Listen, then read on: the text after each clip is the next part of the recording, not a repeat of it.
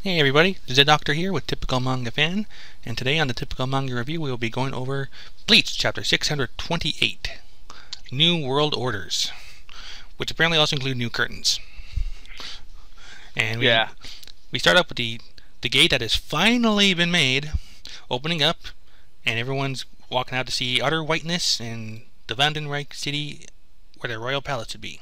You know, technically they're right back where they began because all the stuff that they see before them just came from before. You're right. I didn't even think about it that way. You're right. And here I was thinking we were seeing progression. Oh, so what I know. So, look, Shinji is hella pissed off because he doesn't understand what's going on, and Urahara is like shocked too. But he's like, this is basically, basically we're supposed to be in the Royal Palace, and then Kyoraku comes in saying, look, they basically remade the Vandenreich using all the crap that they had down here. Yeah, so and they just brought the city up. That's something that we thought. I didn't realize at the time when we did our live review in the last chapter.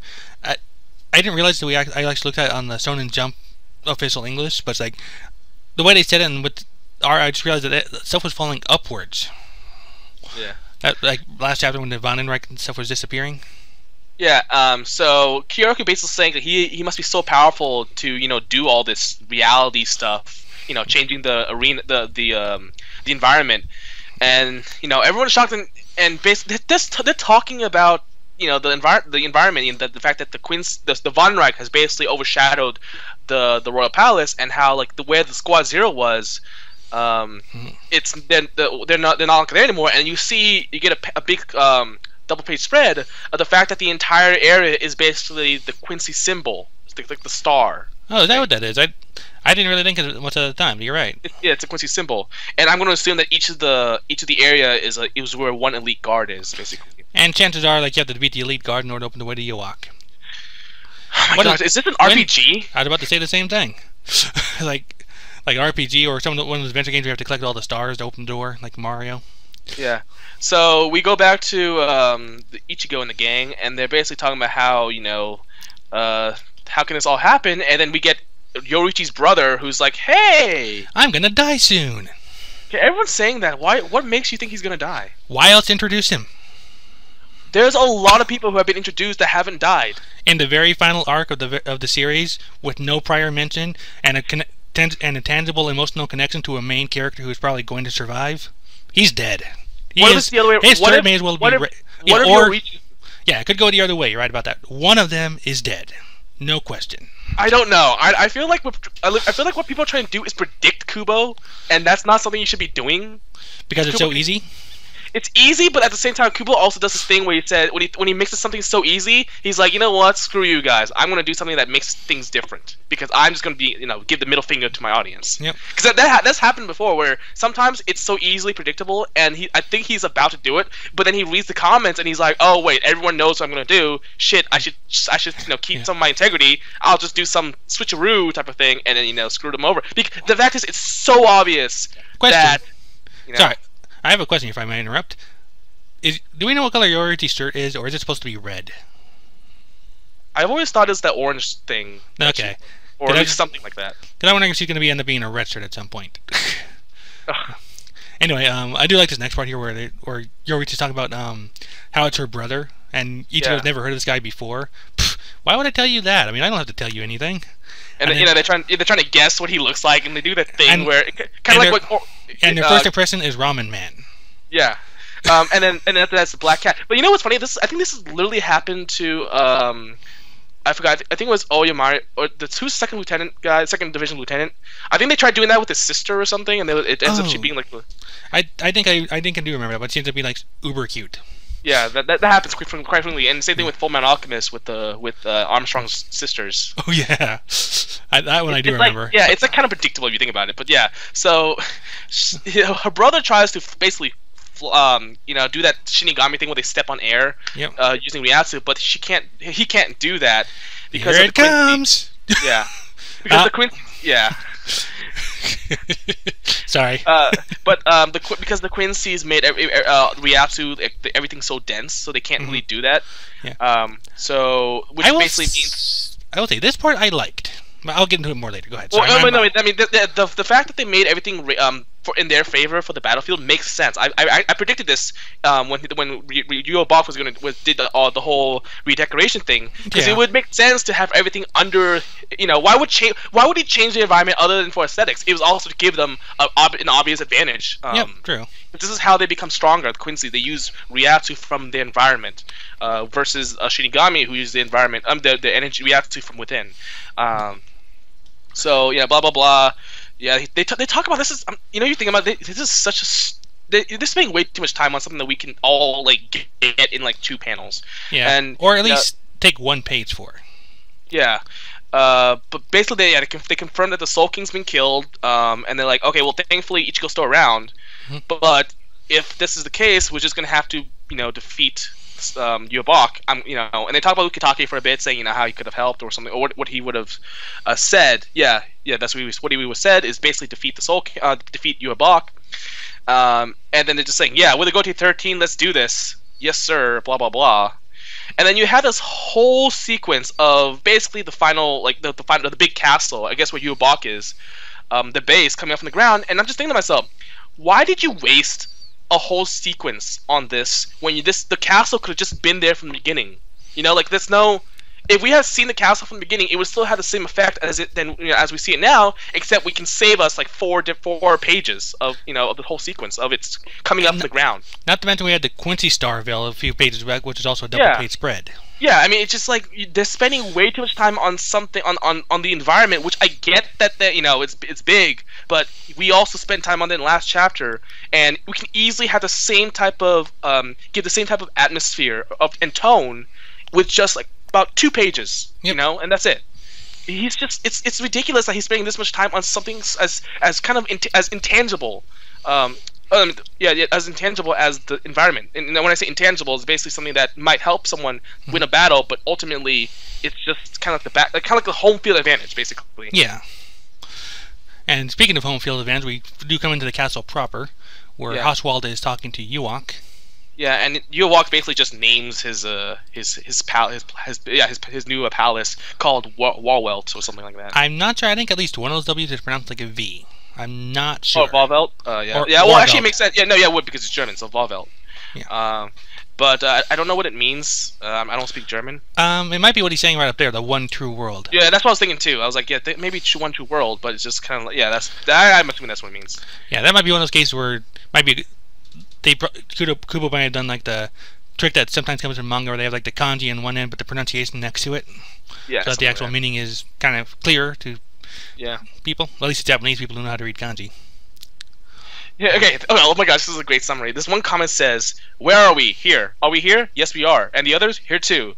Yuak says something random with some random German words. Last couple Bleach chapters in a nutshell. Yeah, pretty much. I mean, that's what I'm saying. Why did we just spend an entire chapter? Here we go. And then right below that, what should we call our true world, Yuak-sama? Let's literally translate the true world in German. Yeah. It's a pun, apparently. Yeah, real word in German. Yeah, so. Yeah. Well, but anyway, going back to what I was saying before.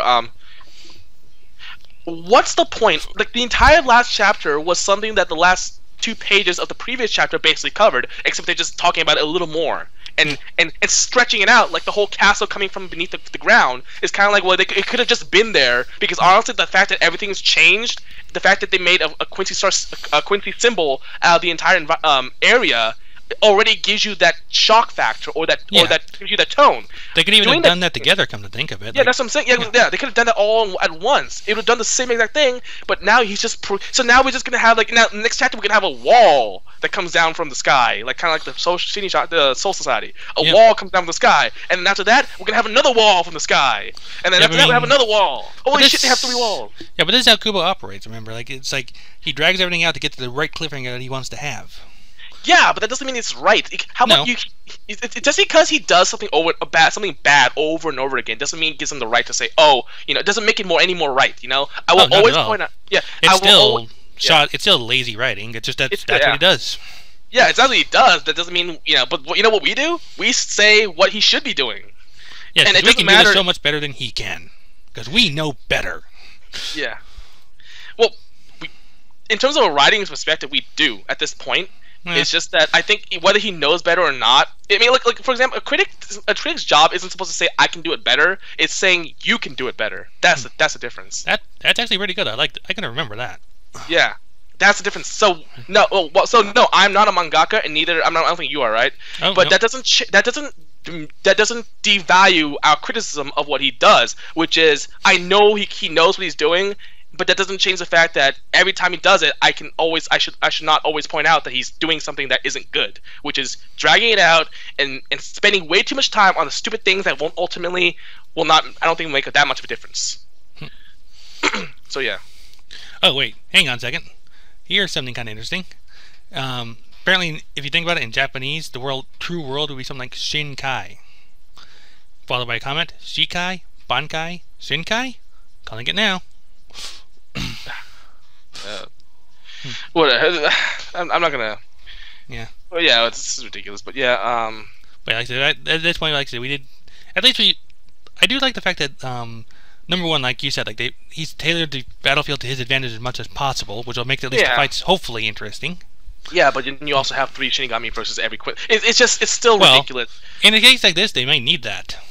Yeah, but it's still ridiculous because it really makes the Shinigami seem like fodder, even the captains. Yep. And I get that they're not as important as Ichigo or his group, but it's still really sad and really kind of stupid to have characters who used to be so powerful and used to be very intimidating. You know, the Gote 13 captains who are very powerful be reduced to someone who can be killed in like a chapter. Yep. Because even with the Iran cards, you still had them at least be a threat, but and still you had they fought more evenly. Killed. Yeah, you see, and that's what good writing is. You have, or better writing is, you have a fight where you can't just say, oh, that guy's gonna win. You say, oh, this is interesting. I don't know what's gonna happen with these chapters, with these Quincy's. It's just they're so overpowered that unless it's Ichigo or one of the 5 whatever powers. Yep.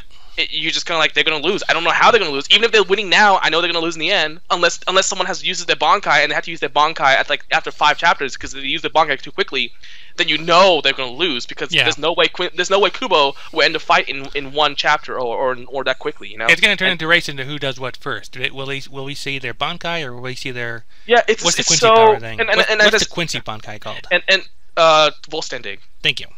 And as I said before, just because he does this stuff over and over again shouldn't stop us from repeating our criticism over and over again. Because even if he doesn't listen to us, that shouldn't mean that we shouldn't give up. Because otherwise, why are we even reviewing in the first place, right? If he doesn't even listen to us, if he doesn't even know we exist. That's right. Yeah, that's the thing. Like, he doesn't. I think I said that right. He doesn't listen to us. Yeah. He doesn't listen to us, and I know that, but that doesn't change. Why are we? Then, in which case, why are we reviewing it in the first place? We're reviewing it because we feel that we want to have something to say about it and have a discussion, and we just want to record it because we want other people to hear it too. And that's again, just because he keeps doing it shouldn't stop us from having saying no, he shouldn't be doing that. Oh no, that's bad. Just because you do something wrong 10 times doesn't make it better. It makes it 10 times as wrong. Yeah, just keep repeating the same thing over and over like that. Like I said, it's lazy writing ultimately. I mean, having a formula is fine. Repeating yourself over and over again, not so much. And it also means you don't learn. It also means you don't learn. Because it's not just us. Everyone has the same issue. Yep. Yeah, we're starting to get close to time here, so I'm going to make one last point of my own, if I may. Yeah. I do like the fact that everyone kind of got there at the same time. Like, there's not going to be as much of a rush, like, we have to hold out till they get here or something like that. Or at least I hope not. At the very least, it's going to be maybe them trying to reunite with each other. So the race will kind of come into that. So I'm kind of hoping we'll see something like that come up here. But at the very least, I do like the fact that they're all there at once. It's a small thing, but I just like it. Finally, that's all I have to say. Yeah. Final. And let's see if Yoruichi brothers will actually die, or someone in the Yoruichi family. I don't know.